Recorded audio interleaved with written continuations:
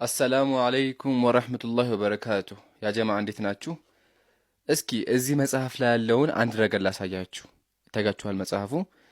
ያው በክርስትና አስተምሮ ክርስቲያኖች ሰይጣንን እንጠላለን፣ ሰይጣን ጠላታችን ነው ይላሉ።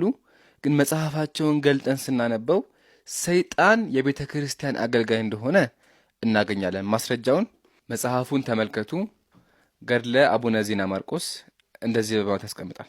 ፔጅ 102 ላይ ማለት ነው።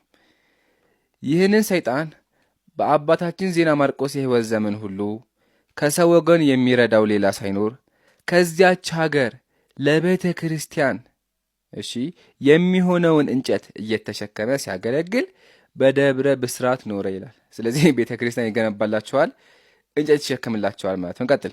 የአባታችን ዜና ማርቆስ ጸሎቱ በረከቱ ከሁላችን ጋር የክርስቲያን ወገኖች ሁሉ ለዘላለም ይሁን ብሎ ይጨርሳል። ስለዚህ ቤተ ክርስቲያን ሲሰራም ሰይጣን ያግዛል ማለት ነው። ጥያቄ፣ ሰይጣን የሚያግዘው መጥፎ ነገር ሲሆን ነው ወይስ ጥሩ ነገር ሲሆን? እኔ እንደሚመስለኝ ከሆነ መጥፎ ነገር ላይ ነው የሚያግዘውና ያው እንጨትን የሚሸከም እንደ ቤተ ክርስቲያን እንደሚያንጽ ከዚህ ማየት ትችላላችሁ። ማስረጃ አይታችኋል።